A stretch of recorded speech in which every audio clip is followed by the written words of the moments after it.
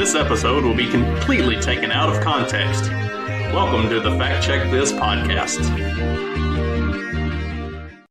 All right, Fact Check This daily. And if you weren't aware, the war between Russia and Ukraine is still going on. It's never ending. If we're not going to launch our own wars, then we can just have proxy wars and keep the military-industrial complex churning by sending money to other people who are fighting wars instead of fighting our own, which is fine. I mean, no American lives are lost that way, but also, tax dollars down the drain. Not that they wouldn't go down the drain otherwise, but at least let's dump them down the drain here and not ship them off to Ukraine, where you have oligarchs buying ski resorts, and the whole accounting of where has all the money gone is fucking insane. But one has to wonder how much longer the Ukrainians can last. They've been extending their reach a bit and conducting some airstrikes and taking the fight to Russia, which has not ended particularly well. Russia hit back with some sort of a hypersonic ballistic missile attack thing, which was pretty fucking impressive to watch. The last time that Ukraine sent some missiles Russia's way, and this time they knocked out their power. Russia, in retaliation to this Ukrainian attack, knocked out Ukraine's power. Ukraine again plunged into darkness after huge tit-for-tat aerial strikes. The last 24 hours have witnessed some of the biggest Russian and Ukrainian aerial exchanges of fire since the war's start. The intensification comes just days ahead of Donald Trump entering the White House, soon after which he plans to pursue ceasefire negotiations between Moscow and Kiev.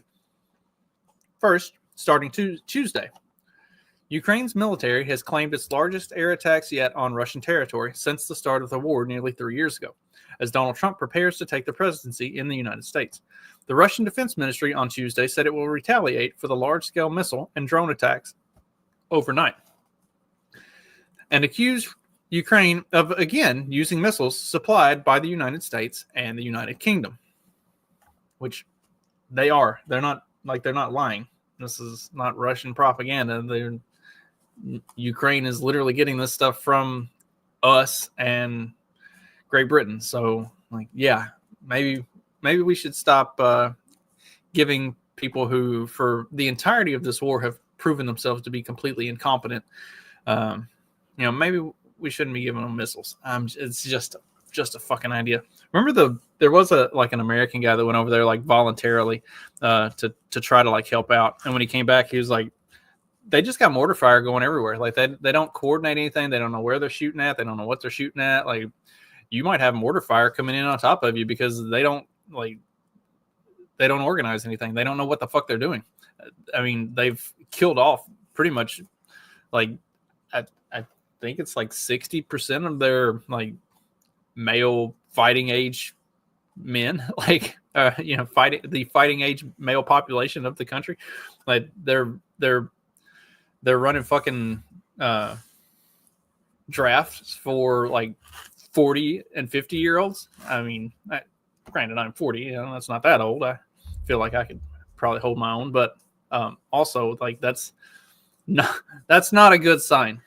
Anyway, among the cities and industrial sites hit in that large-scale attack were Sartov and Ingles, and daily life and schools were halted for Russians living there. Long-range drones were sent across the border to these far-flung regions. Some of the energy hubs hit were hundreds of miles from the front lines. Crucially, multiple U.S.-supplied ATACMS and British Storm Shadow missiles were used.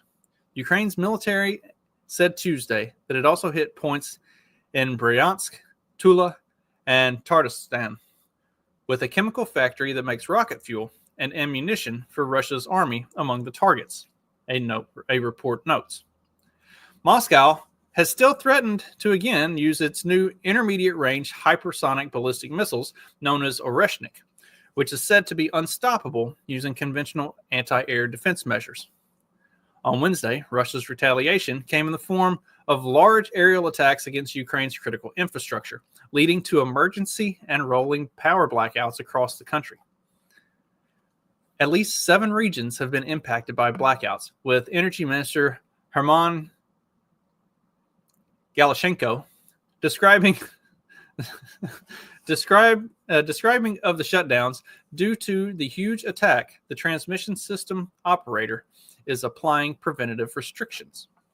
Locations as far away as Lviv region near Poland were hit by the new Russian missile launches. Authorities in the western Lviv region, which borders Poland, said 2 critical infrastructure facilities had been hit in the Dogbiak and Stry districts, but did not provide further details. Fortunately, there were no casualties, but there was damage, the region governor Maxim Kotsky wrote on social media.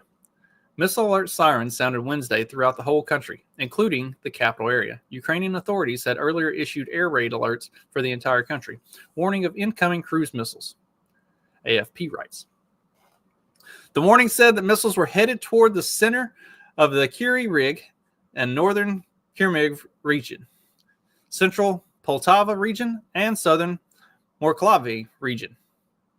The report continues with the Air Force also confirming that a group of cruise missiles was launched in the direction of Kiev. It appears each side is getting their major hits in just before Trump takes office, upon which diplomatic efforts to get the warring sides talking is expected to begin in earnest. It's interesting that Russia still seems to be holding back.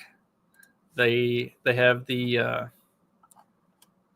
Oreshnik, which I'm pretty sure the hypersonic ballistic missiles, the Oreshnik, is what they used in retaliation last time that Ukraine used the ATACMS. And man, the videos of that strike were pretty impressive. Also, the fact that there were no casualties, like Russia is deliberately targeting, and this is a Russian tactic. They're deliberately targeting things that will make life harder for Ukrainians. Like, they're not trying to kill people. They're trying to just make life hard. It's like they're trying to get people to be like, if we would stop attacking them, they won't blow up our power plants and leave us without fucking power in the middle of winter in effectively Russia. Like, it's been in the teens and lower this week here. This is not fucking Russia. Can you imagine what a Ukrainian winter is like? And then to have your power knocked out because why? Like, has this not drug on long enough? It's insane, the fact that this is still going. And there are a lot of people who have talked about the fact that if, upon taking office, Trump and his defense personnel cut off funding to Ukraine, Ukraine's fucking done within 4 months, if even that. Like, the only thing keeping Ukraine afloat right now is the fact that the United States is just dumping money and weapons and everything else into it. If Trump takes office and all that ends, then Ukraine is straight up fucked. And that's also why they're attacking like they are right now, because they're trying to generate some leverage so that they can get Russia to negotiate, to make some allowances and some concessions. Because if all of their support from the West dries up and they're left on their own, they are fucked. Hopefully, something gets done quickly and this whole thing comes to an end because it never should have happened to begin with. The people in the U.S. government who have had a hand in all of the stuff that's going on in Russia in Ukraine since like 2008, 2014. I think it's been going on for a while. All of the politicians who have had a hand in that, every last fucking one of them should go to jail. Like, they should all be held accountable for all of the death and carnage that has happened through this fucking war. But they never will be. In fact, they'll get reelected. In fact, they'll probably never even pay a fucking tax dollar on any of the money that they laundered through this whole fucking thing. I know I've said it before, like, the reason NATO would never allow Ukraine to join previously is because Ukraine is literally the most corrupt country in Europe. Like, that's why all of these Democrat politicians send their nephews and kids to work for Ukrainian energy companies and stuff. That's how they launder money. But hopefully that's all drying up here pretty soon. That'll do it for me today. Sorry, it's a little bit short. I'm tired and I have to get up here in a few hours because we will be doing our Friday episode of Peddling Fiction this afternoon at 2:30, I believe, if Johnny doesn't let me down. So tune back in then. We'll be talking about shit. I forgot what we were going to talk about. I've got notes on in our group, in our chat for the stuff that we're going to talk about. But it's going to be fun and funny and also important, I think. So tune in 2:30 this afternoon for that. If you haven't already, go check out yesterday's regular episode, looking at the Time Magazine article about Donald Trump, the Man of the Year. And I'll be back on Monday to do another daily. This one